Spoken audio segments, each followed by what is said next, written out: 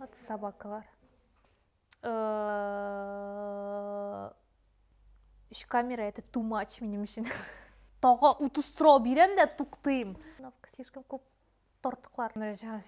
Ал дебет менен алар. Ана мен ойлап шығардым.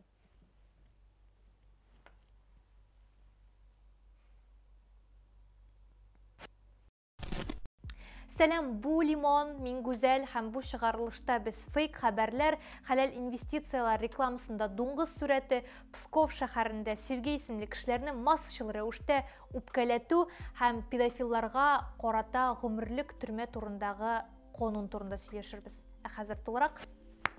Сбербанк үзенең мөселманнар өчен халал инвестициялар фонды рекламасында дуңгыз сурәте кулланган. Һәм әлбәттә инде социаль челтәрләрдә мөселманнар моңа бик нык үпкәләгәннәр һәм ризасызлык белдергәннәр. Хәзер минус фикремне әйткәнче сездән сорыйсы килә. Әгәр дә сез әлбәттә инде дини кеше булсагыз, мондый сурәткә үпкәләр идегезме һәм моны русча әйтсәк оскорбление чувств верующих дип бәяли аласызмы? Менә хәзер паузага куегыз да фикерләрегезне языгыз. Әгәр бу чын хәл икән, монда әлбәттә шикләр бар, монысы турында алга таба сөйләшербез. Миңа калса бу Сбербанкның шундый игътибарсызлыгы һәм очраклы рәвештә килеп чыккан хата, чөнки Сбербанкка кемнедер үпкәләтү бөтенләй отышлы түгел, бу очракта мөселманнарның потенциаль клиентларының үпкәләү мөмкинлеген чамалый торып та рекламада дуңгыз сурәтен алар кулланып тормаслар иде инде. Шәхсән үзем, әгәр дә инде мин дини кеше булсам, әлбәттә мондый сүрәткә үпкәләмәс идем, чөнки нинди дә булса сүрәт мине үпкәләтә һәм ышануымны какшата ала икән.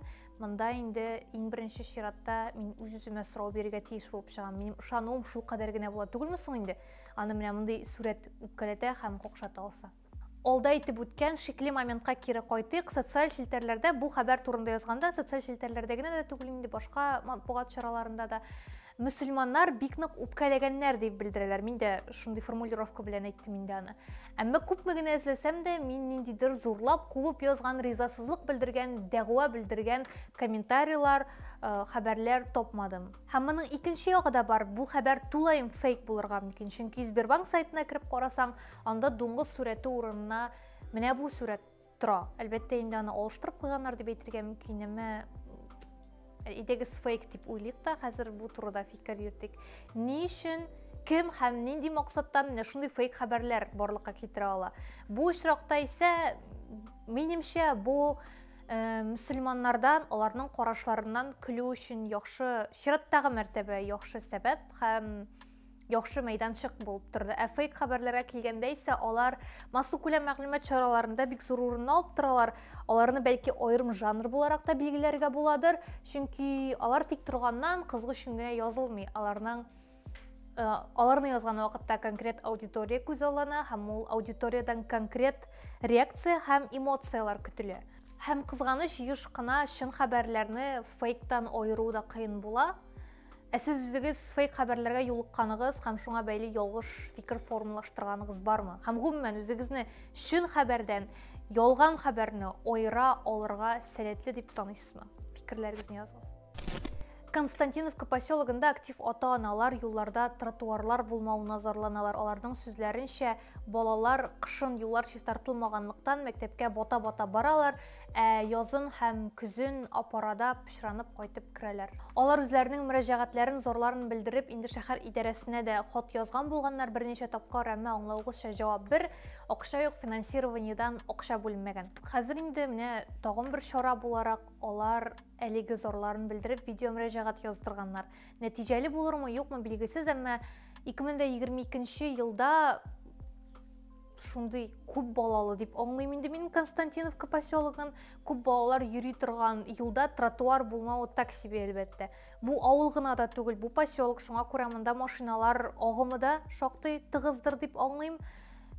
Бу инде үз чиратында балаларның куркынычсызлыгы исәпкә алынмый дигән сүз. Хәзер фокусны бераз башка якка күчерәсе килә, комментаторлар. Һәм монда biz анда кичкенә вакытта 5 километр җыяу йөрдек, анда тротуар түгел, асфальт та юк иде һәм иң кызыгы, иң шәбе бу комментарийлар арасында үзләре шәһәрдән читтә, тынычрак, табигатькә якынрак, саф һавалырак урында яшәргә телиләр, шул ук вакытта барысы да шәһәрдәгечә булсын аларга. Что? Менә минем иң шыгырымнан чыгарганы менә шундый кешеләр һәм дәүләттән яхшырак шартлар өмет иткән, яхшырак шартлар сораганнарга бездән ниндидер бирәннәргә караган кебек карау бар. Без тилмердек, сез дә тилмерегез, ничә анда күбрәккә өмет итеп йөрергә. Блин, алай булмый бит инде.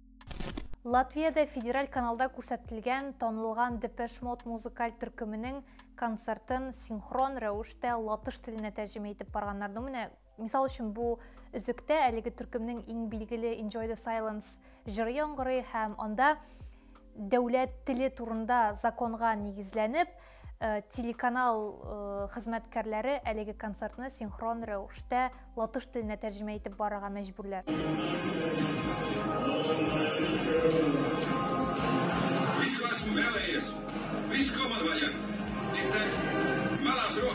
Әлбәттә инде үзләренең яраткан төркемнәрен тыңларга дип телевизор каршына килеп утырган латышларга бу бөтенләй охшамаган һәм алар үзләренең ризасызлыкларын белдерәләр. Кайсы акыллы баш уйлап тапкан бу идеяны дип баш ваталар. Гомумән Латвиядә латыш теленең урыны конституциядә билгеләнгән һәм алар хәтта чит телләрдән кергән терминнарга кадәр латыш теленә тәрҗемә итәләр һәм гомумән бу мәсьәләгә бик русча әйтсәк трепетны карыйлар инде.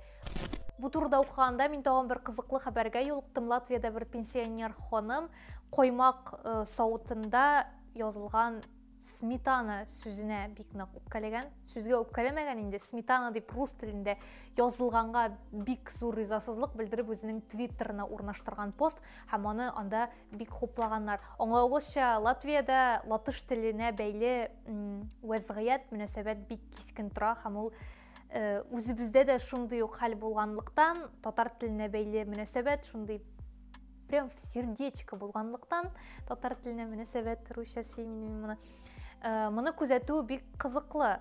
Чөнки бу менә минем күз аллавымда бер ярдан икенчесенә сикерү кебек һәм Латвиядагы телгә бәйле вазгыять һәм Татарстандагы телгә бәйле вазгыять шундый ике параллель дөнья кебек бара. Берсендә илмә такталарда татар теленә әдәм рәтле итеп тәрҗемә итә белмиләр, теләмиләр дөресен. Икенче якта анда рус телендә сметана дип язылганга ризасызлык белдерәләр һәм танылган төркемнең инглиз телендәге чыгышын латыш теленә тәрҗемә итеп баралар. Һәм аңламассың, монысы яхшыракмы, монысы яхшыракмы? Сез ничек уйлыйсыз?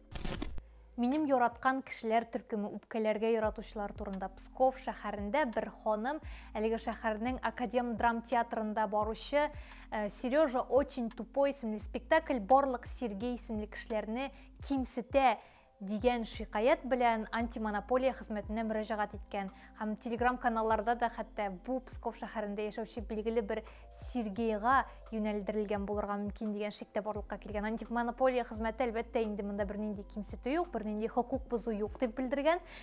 Драм театр үзе дә шул ук әйберне кабатлаган. Без бернинди Сергейны да үпкәләтергә теләмәдек, әмма безнең спектакльдәге Сережа чынлап та бик нык тупой, сез моны үзегез килеп карый аласыз дип белдергәннәр. Шуңа өстәп алар шундый бер тагын бер креатив чыгу юлы тапканнар. Алар әлеге спектакльгә билет алачак барлык Сергей исемле кешеләргә 15% ташлама тәкъдим итәләр.